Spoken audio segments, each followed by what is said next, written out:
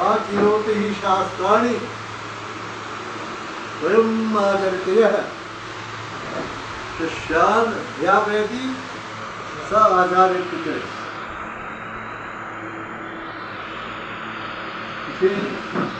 महर्षि ने कहा है कि जो सभी शास्त्रों के में से अच्छी अच्छी बातों को का चयन करे और पहले स्वयं में अगर उसको उतारे तत्पश्चात शिष्य को अध्यापन करे उसका, ऐसे को आचार्य कहा जाता है। आचार्य जी हमारे इस प्रदेश के, इस देश के बहुत बड़े वास्तविक आचार्य थे।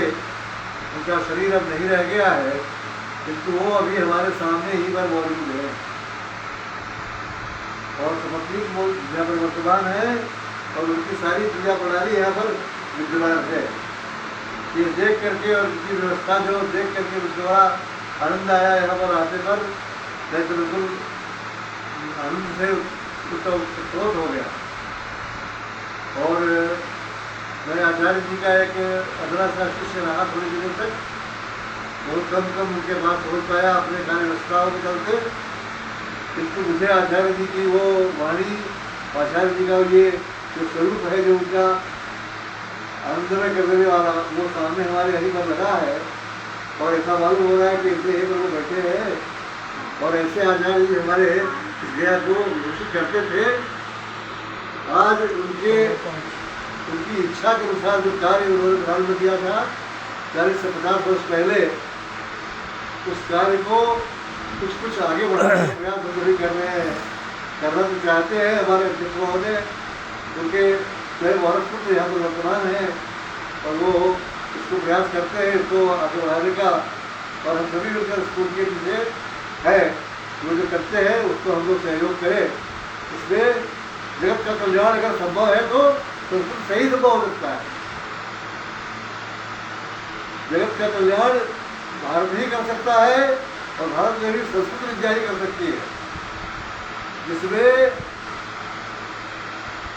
सर्वे भवन्तु सुखिनः है, सर्वे सन्तु निरामयाः, सर्वे भद्राणि पश्यन्तु मा कश्चित् दुःखभाग् भवेत्। कोई भी एक दुखभागी नहीं हो, ये हमारे ऋषियों की कामना रही है। और सब सुखी हो, सब कोई भी सबका कुछ कोई विपक्ष का ही नहीं, सर्व समक्ष ही है, सर्व समक्ष ही बराबर, कभी विपक्ष नहीं।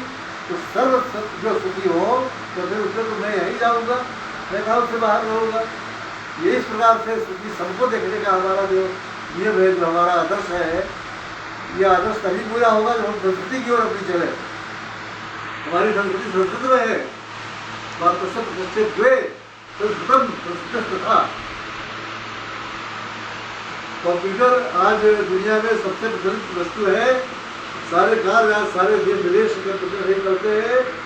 जो कंप्यूटर में किसी एक भाषा के निर्धारण का प्रस्ताव था, तो जब खोजा गया तो अद्भुतवा तो कोई भाषा ऐसी नहीं मिली, वो संस्कृत ही मिली थी। ऐसी एक भाषा इसको कंप्यूटर ग्रहण कर सकता है और कंप्यूटर उसको सहर्ष नहीं लेगा आदि, तो फिर सारी बातें संस्कृत नहीं हो सकती हैं। जितनी भी भाषाएं हैं दुनिया में सब संस्कृत से ही उत्पन्न होती है। और भाषाओं की जो बातें हैं, तो भाषा संस्कृति की ही भाषा है, हमारी भारत की संस्कृति है, भाषा है। तो हम लोग उसके प्रति बहुत प्रयत्नशील हैं। कैसे हम संस्कृति को अपनी प्राप्त करें जो हमारी खो गई है। एक 60 वर्ष की जो दास्ता हमारे देश में रही, तो दास बनकर जिए हैं। अब अगर हम दास्ता से मुक्त भी हुए हैं, तब भी इन वर्षों में भी अपने ले लो, बहुत कुछ दास्ता का जो चिन्ह है हमारे में भी वर्तमान दिखता है।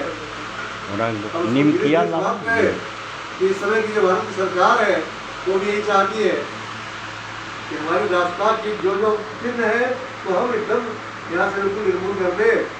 एक प्रोग्राम के अनुसार उसको कराया जाने का विचार है। और ये हमारे विद्यापीठ के विचार में बहुत मिलता जुलता विचार है। हम भी यही चाहते हैं कि हमारा जो देश है वह जैसे पहले विष्णुगुरु के रूप में पूजित था, वो पुनः अपनी प्रतिष्ठा को प्राप्त करे और जिससे जगत का कल्याण हो। जो सर्वमंगल मांगल्ये हुए परिवार के है, सभी का मंगल में, सभी की मंगल कामना जो विदेश करता है, सभी की मंगल कामना जो हमारे देश की विष्णु ने बराबर की है, हम उसके तरफ चले और हम किसी को भी पराया न समझे। जो पराया होगा भी वो पर्याप्त होगा हमारी तरफ, हमारे देश की संस्कृति की तरफ, जिसमें शांति है, जिसमें आनंद है, जिसमें धर्मोत्कर्ष है जीवन का।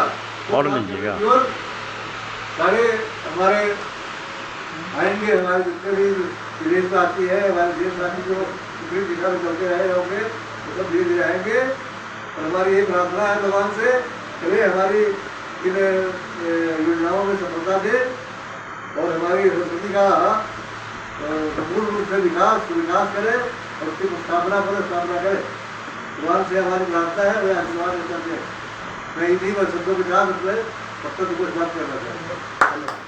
धन्यवाद।